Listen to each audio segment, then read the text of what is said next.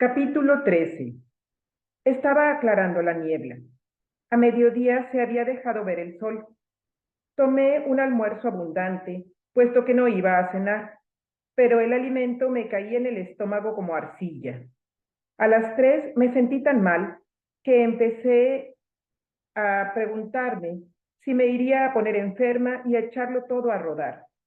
Continuábamos trabajando en las mismas porcelanas y había algunas piezas del siglo XVIII que eran casi con seguridad Lowestoft. A pesar de las espadas cruzadas de Mason que en ellas aparecían, y es que en aquella época las fábricas no tenían escrúpulos en copiar las marcas acreditadas, Maurice Millis estaba fuera, de modo que dejé las piezas aparte para que él las viese. Luego salí y me eché al coleto 3 tazas de té flojo a ver si me aliviaba o reventaba. A mi regreso, encontré a la anciana señora Stevenson esperándome. Traía 2 piezas más de porcelana. Le advertí que podría darse por contenta si sacaba de ellas 30 libras.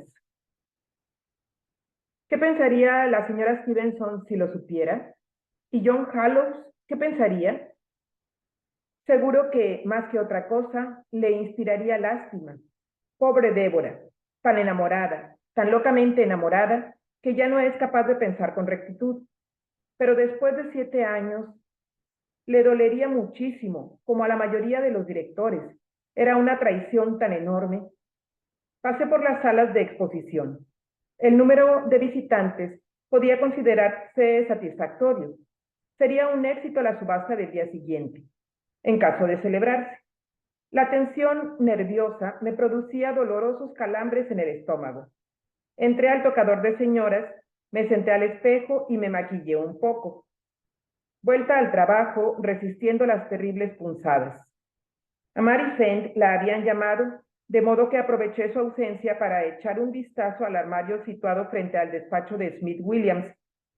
2 espejos, una cama plegable de campaña, una copia de El beso de Rodin a 1/4 de su tamaño, 2 cubos, un estropajo. Había sitio para mí. Acababa de cerrar la puerta cuando Smith Williams salió de su despacho. Ah, Débora, ¿puedes venir un minuto? Como un criminal ya capturado, entré vacilante en su despacho y respondía a algunas preguntas rutinarias. Una cosa tuvo que preguntármela 2 veces y creí advertir que me miraba de un modo raro. Las 5:30. Ahora se cerrarían las salas de exposición.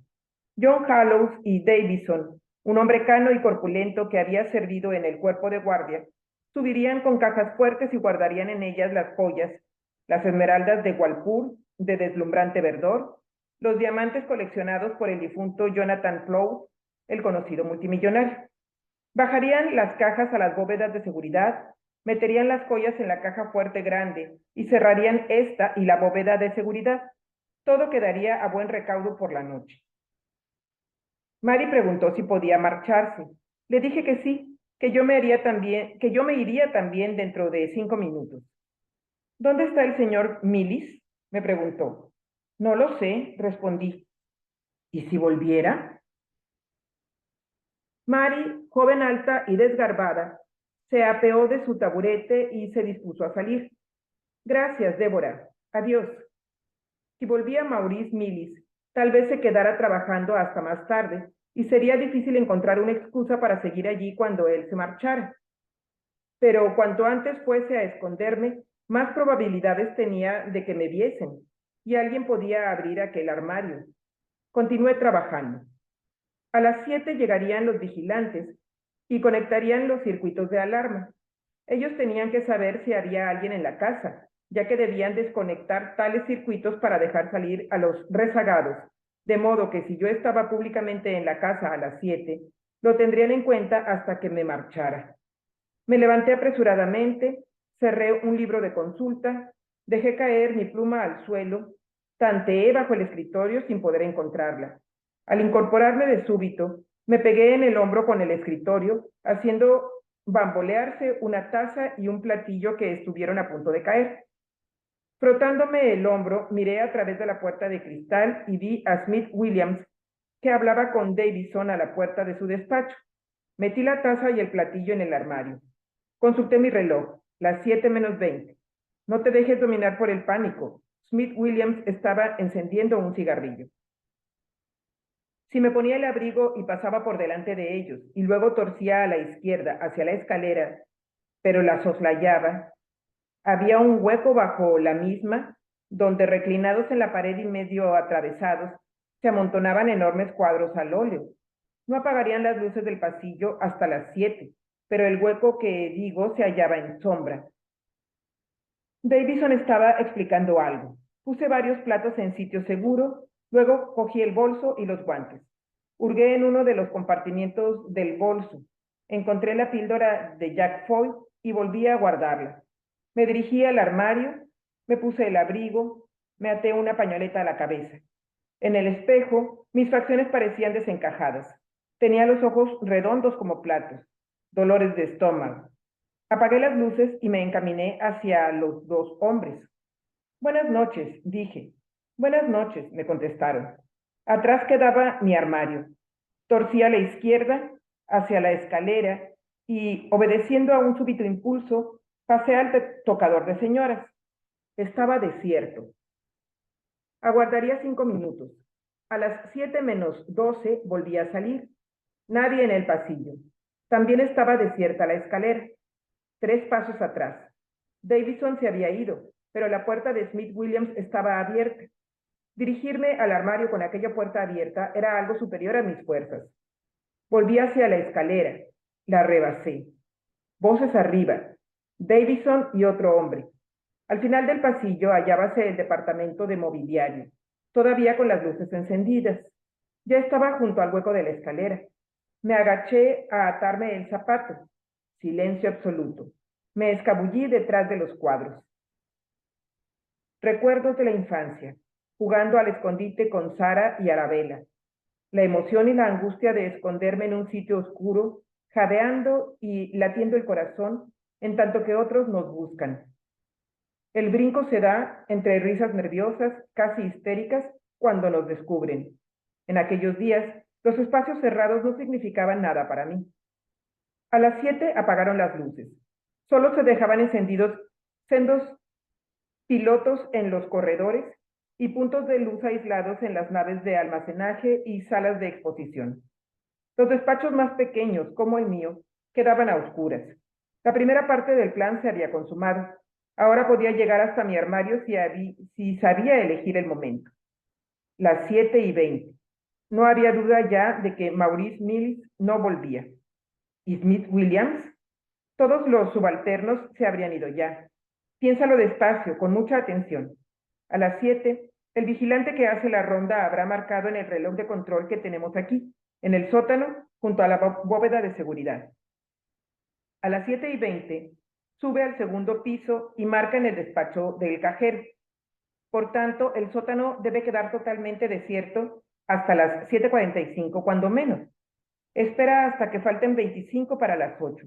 Así darás tiempo a que todo se tranquilice. Aún te quedan 15 minutos. 15 larguísimos minutos. No mires el reloj. Cuenta hasta 1000 y luego lo consultas. Al llegar a 500 no pude resistir la tentación de mirar. Habían pasado 6 minutos. No quité los ojos del reloj hasta las 7:30. ¡Ya! Afuera, en el pasillo, la escalera está en sombra. Ahora, la esquina. El despacho de Smith Williams en completa oscuridad. La mano en el tirador del armario. ¡Horror! En nuestro despacho hay luz. Me arrimo bien a la pared, tratando de hacerme invisible. A través de la puerta de cristal veo a Smith Williams que sale. Luego vuelve a entrar en el despacho y enciende un cigarrillo. Abro la puerta del armario. Cruje. Smith Williams está consultando uno de nuestros libros. Con mucha suavidad me introduzco en el armario. Primero un pie, luego el otro. Una vez dentro, tiro de la puerta con la punta de los dedos. Otro crujido. Por la estrecha rendija, lo veo devolver el libro al estante. Hago girar despacio el tirador de la puerta. Ya está cerrada. Suelto suavemente el tirador. Oscuridad. Éxito. Pasos afuera. Otra puerta que se cierra. Smith Williams ha regresado a su despacho. Se fue a las 8. Antes lo oí hablar con Gaskell, el vigilante. Conocía desde la noche del lunes su acento provinciano. Después de marcharse Smith Williams, se hizo un silencio absoluto. Por fin pude adoptar una postura cómoda. Aparté despacito los cubos a un lado y empujé tras ellos la copia de Rodin. Era imposible desplegar la cama de campaña, de suerte que me senté encima en cuclillas, las piernas hacia la escultura y la espalda arrimada a la pared. Cesaron las punzadas en el estómago. Me quité la pañoleta de la cabeza. Todo peligro inmediato había pasado ya. No pienses en la claustrofobia. No estás encerrada, no tienes más que dar vuelta al tirador. Pero no lo tocarás, no te atreverás a tocarlo. Eso es todo. ¡Qué oscuro! Era casi como estar ciega. Raro que aquella rendija no dejara pasar ni un rayito de la luz encendida en el pasillo. Puede que se hubiese ido la luz. ¿No sería extraño que se cortara la corriente? ¿Dónde estaría Lake? Todavía no eran las 9. ¿Acaso estuviese cenando en el estudio con los nervios de punta? ¿Qué excusa daría Jack Foyle a Doreen cuando saliera de casa tan tarde aquella noche? ¿O lo sabría ella?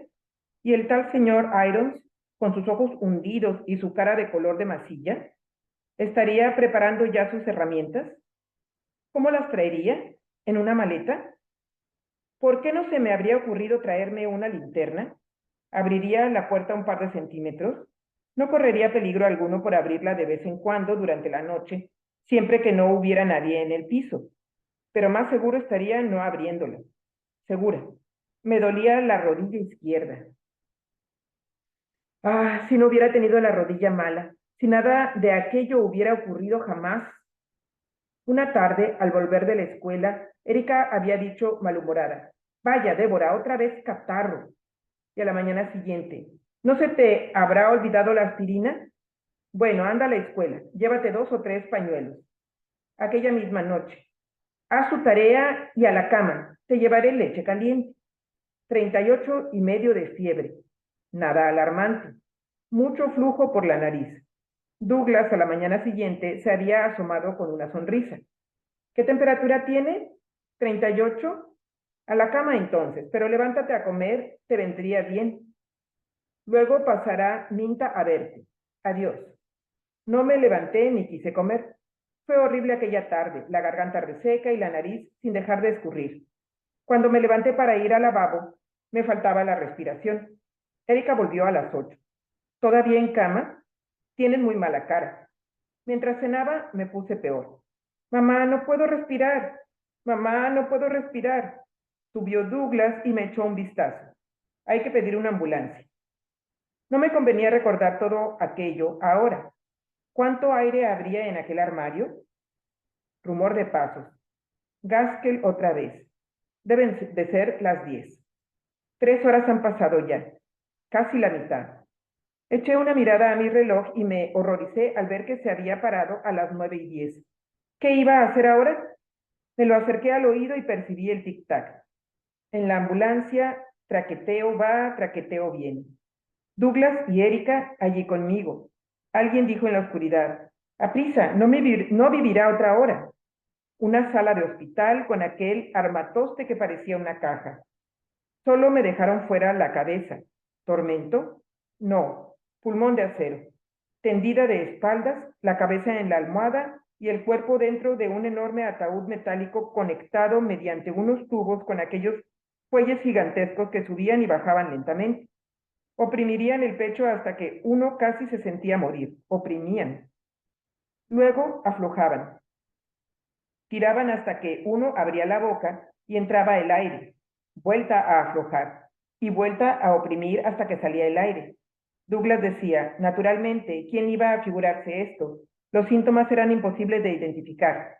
Y otra voz: ¿no advirtió usted la pérdida de tono muscular? Empujé suavemente la puerta del armario un par de centímetros. Luz. Muy débil, pero confortante. Y aire. Saqué la cabeza. Los despachos estaban a oscuras. Arriba, 2 hombres. Cerré la puerta con mucho cuidado, pero crujió. Al retirarme a tientas hacia adentro, se cayó no sé qué con un estrépito infernal. Silencio absoluto. El corazón quería salírseme del pecho. Se había caído un traje de faena que estaba colgado detrás de la puerta del armario. Pero, ¿qué había ocasionado tanto ruido? ¿Bajarían Gaskell o McCarthy en aquel momento por la escalera? Esperé. Nada. Las 10 menos 5. Asfixiante. Sentía el pulmón de acero oprimiéndome y dilatándome el pecho. Con la polio no se perdía la sensibilidad corporal. Yacía como amarrada en aquel ataúd de acero, sin moverme porque no podía. Me alimentaban a base de líquidos por medio de una especie de tetera. Eran muy simpáticos. Quería gritar y no me atrevía. Podía formárseme una burbuja en la garganta y hacerme toser, y entonces me asfixiaría. 3 horas para salir. Pasado un día me sacaron de allí, pero me moría y tuvieron que meterme de nuevo. Las noches eran lo peor. Me picaba la nariz y no podía rascarme. Me corría una lágrima por la cara y me hacía cosquillas. Y los fuelles seguían y seguían. Era un tormento, porque uno está realmente muerto y de aquel modo lo mantienen artificialmente con vida. Si pudiera uno asfixiarse de una vez, 5 minutos horribles y todo acabaría. Pero aquello, inspirar, expirar, inspirar, expirar, inspirar, expirar. Si se le escurrían a uno los mocos por la cara y se quejaba bastante fuerte, se despertaba la enfermera, se inclinaba sobre uno y le limpiaba el rostro. ¿Estás bien ahora, cielo? ¿Tienes sed? Di un cabezazo en la pared y me desperté. ¿Qué hora era? Casi las 12. ¡Santo Dios! Lo mismo podía haber seguido durmiendo toda la noche. Pero ¿había dormido en realidad? ¿No me habría desvanecido a medias por falta de aire? Aún sentía en el pecho la opresión de la máquina, paralizada, muerta y enterrada, todo excepto la cabeza. Negras paredes pasaban sobre mi cuerpo, inmovilizándolo. Negras paredes pesaban sobre mi cuerpo, inmovilizándolo. Hice girar el tirador de la puerta, la abrí y salí al pasillo dando traspiés y aspirando el aire a bocanadas. Apenas podía tenerme en pie, el cabello empapado en sudor, temblorosa, jadeante. Jamás volvería a meterme allí, ni siquiera por amor a ley. Volví a la realidad. Cerré el armario y apoyé la espalda en él. Un breve descanso y luego tal vez pudiera soportar de nuevo el encierro, solo por hora y media. Sería una lástima fallar ahora. La puerta del despacho de Smith Williams estaba entornada. La empujé, entré, volví a entornarla, me dirigí a tientas al sillón giratorio y me senté. ¡Qué alivio! Como la tercera vez que me sacaron de la caja aquella y resultó que los pulmones marchaban ya por sí solos. Erika lloraba. Los ojos azules de Douglas resplandecían de satisfacción. Ha tenido mucha suerte, decían. Movimiento completo en los brazos y esperemos que las piernas lo recobren en un día o dos.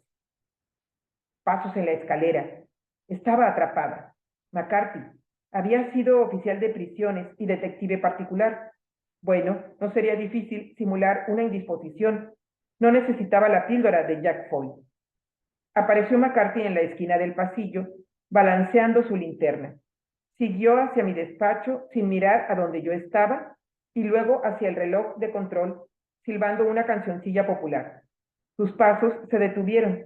Había entrado en el departamento de antigüedades. Ahora volvían los pasos, oscilaba la luz de la linterna. Se detuvo un momento al pasar frente al despacho de Smith Williams. El haz de luz se proyectó dentro, pero demasiado alto para descubrirme. El vigilante prosiguió su ronda. Entró en la sección de mobiliario. Luego volvió a subir la escalera. Me enjugué el sudor de la frente. Allí estaría a salvo durante casi una hora, sentada y relativamente cómoda. A la 1 me deslizaría bajo el escritorio y permanecería tumbada sin moverme hasta que el vigilante concluyera su ronda. Y así sucedió todo.